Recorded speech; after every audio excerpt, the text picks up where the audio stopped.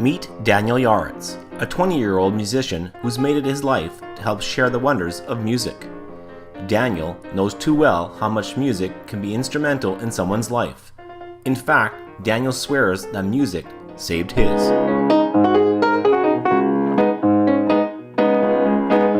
It all started when Daniel, 16 years old at the time, had become very ill.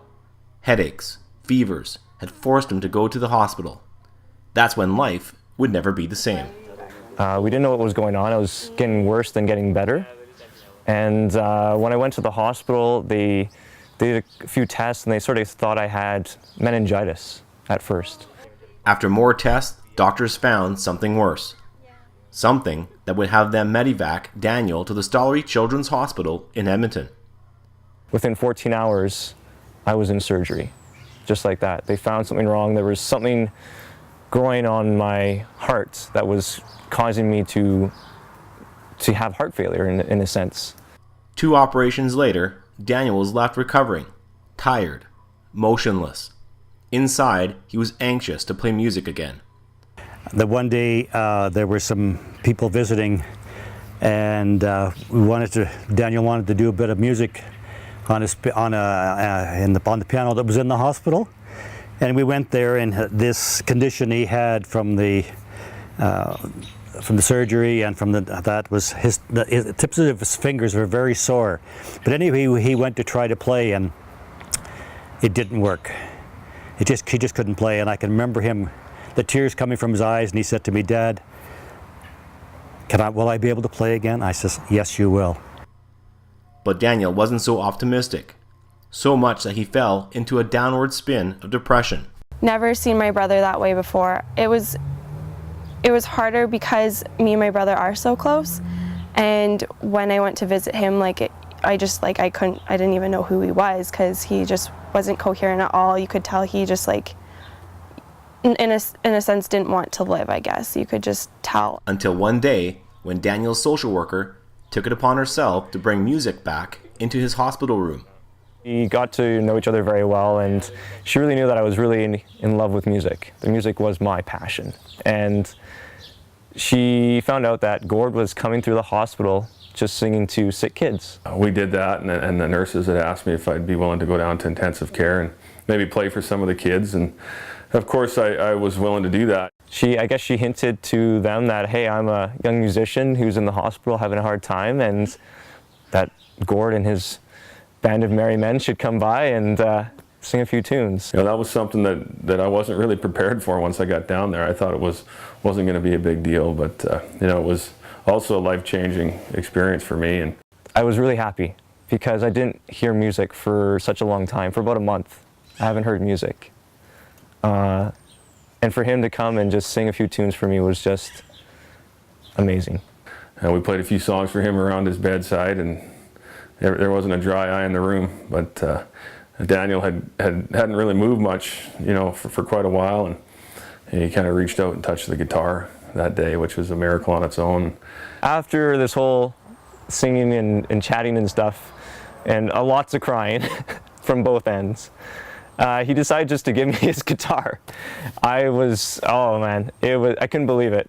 This was a brand new Gibson guitar that I got from my friends at Gibson, worth about, $5,000, and I don't know what impelled me to leave it there, but I left the guitar with him that day and gave it to him. I got in a little bit of trouble for that, but that's all right. I felt that was such an honor, It's like me just giving you my grand piano, And it doesn't matter. It doesn't matter what the dollar amount is. It doesn't matter what it's all about. It's the idea. It's like saying thank you. It's the emotion behind it that makes it so real. When I got to Daniel's bed, and he was just glowing, and I see him hanging on to Gord's guitar, and I thought, what is going on here? What is going on? And it was just I just can't find the words to describe it. There was just a glow. A few weeks later, I went back up to the hospital, and he'd made a miraculous recovery, and walked into the hospital room, and he sat on the edge of the bed and played the guitar that I gave him. It was an amazing thing. His mom was, his mom basically said that the music had turned him around and helped save his life. And that was something that was a pretty incredible feeling. And Him coming to visit me was just that little bit of inspiration I needed to fight on, to carry on. And the power of music is just unbelievable, you know. As soon as he played that first chord, I just cried. He was so broken before, and Gord just like, he lifted his spirits and changed the way he felt when he was in the hospital, and you could just really tell that it changed like drastically when he came. So much, Daniel has made a full recovery and took Gord's words to heart, following his passion. I hopped on a train, 3 in the afternoon. I don't know when I'm coming back, but I hope that it's soon. See, I never thought that I could leave your side. I made a bucket list. I said, I want to tackle everything. I want to tackle the world. You know, I know how precious life is, so I went right on kicking. I went and graduated with top honors, became class historian, and then I said, you know what, my passion is music, and I want to be a teacher. So I want to be a music teacher. And I put in my papers to the University of Lethbridge, and here I am today. you know, it's great to see him doing well, and it'll be very interesting to see what happens to him in the future, because I think there's great things ahead for him. If Daniel isn't in his home studio cutting tracks, good luck finding him, as he's notably the music man in Lethbridge. Always busy. As a musician, you probably imagine, you know, constantly doing gigs. So I'm part of the University of Lethbridge Wind Orchestra. I'm part of the University of Lethbridge Jazz Ensemble and Jazz Combo.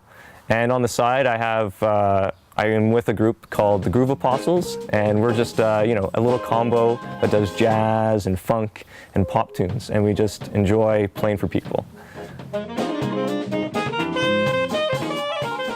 If hearing this music isn't thanks enough, his dad has something to say. Gord, thank you.